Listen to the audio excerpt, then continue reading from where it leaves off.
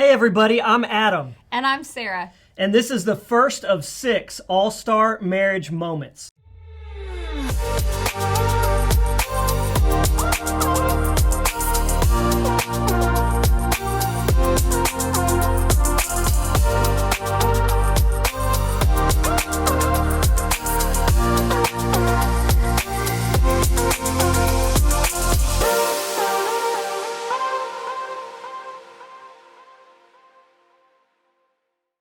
Adam and I read a book together right around the time we got married, and it talked about something that at first we thought was pretty weird, but then we quickly realized how important it really was, that it contained a lot of truth. Yeah, and that thing that was kind of weird and kind of cheesy is that all of us have an emotional bank account. And so every positive experience you have with somebody, that's like making a deposit into their emotional bank account. But every negative experience you have with somebody, that's like making a withdrawal from their emotional bank account. And so you can't get away from making with those withdrawals because none of us are perfect. So the secret, just like in a regular bank account, is you want to make more deposits than you make withdrawals. And so for this marriage moment, we just want to give you 3 ways that you can make deposits into your spouse's emotional bank account. First, find ways to have fun together, laugh together. Mine and Adam's first story of laughing, maybe not so much together because we hadn't even met yet, but the summer before I started college, my mom and I went to visit a church in the town I would be attending school in. And after the service, there were some well-intending ladies who mentioned that there was a new young college guy who had started attending the church. And so I nodded and smiled, and when we got to the car, I told my mom, I said, I do not want to be set up with a dork. Guess what? 1.5 years later, she married the dork. 2 years later, I guess. So truth is, hey, I admit it, I'm a dork, and I try to use my dorkiness every chance I get to make her laugh, because there is nobody in the world whose laugh means more to me than hearing hers. And so we try to have laughs together every chance that we get. And if that's not really your personality, then find other ways to have fun together and to laugh together. Watch funny movies together, or some stand-up comedy, or find an activity that both of you enjoy and have fun at, and prioritize that.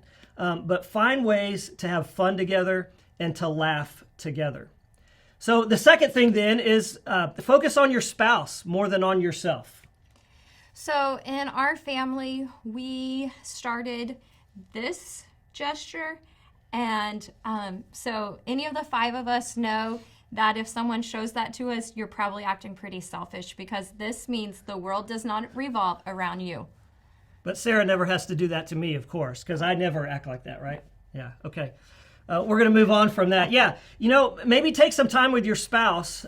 Sit down with minimal distractions and just ask your spouse, what's one thing I'm doing right now that is annoying you that I can work on? Don't give me a list, okay? I asked for one thing. But just ask them, and don't get defensive about it. But the idea is to focus on what you can change in you and prioritize what's annoying your spouse, because it's really easy to get focused on what your spouse is doing that's annoying you. But if I'm putting Sarah ahead of myself, then I want to focus on what I can do better, so that maybe I'm a little less annoying to her. So sit down and have that conversation with your spouse. Ask them, what's one thing that you need from me right now?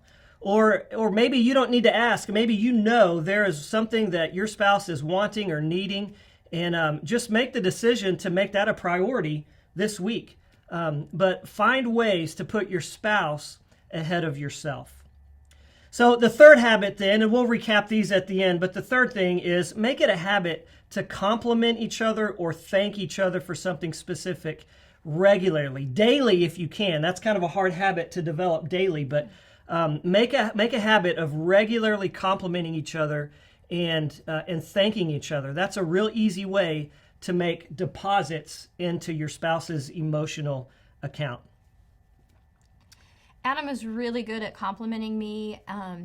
regarding our children and how I mother them, and my dedication to my students at school.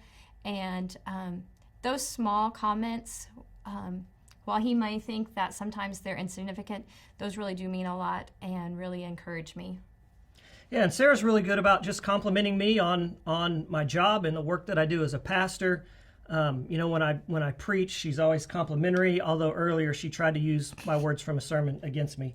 But yeah, she's really good about that, and that does it. It makes me feel good, makes her feel good when I say those words to her. And so, the point is just to try to regularly acknowledge to your spouse the things that you love about him or her, the things that you appreciate, the things that you admire. Communicate those things. So, just to recap, make deposits into your spouse's emotional bank account by finding ways to laugh and have fun together, by focusing on your spouse more than on yourself. And then the third thing is develop the regular habit of complimenting each other or thanking each other for something specific. The truth is, it's really hard to stay mad at someone who's practicing these things, who's complimenting you and making you laugh. So what can you do to start putting those things into practice for your spouse today? You know what else makes it really hard for somebody to stay mad at you? If you look at him and you do this. Oh my gosh. See, I told you I'm a dork and I love to make her laugh. So this has been an all-star marriage moment. We are wishing you a healthy marriage.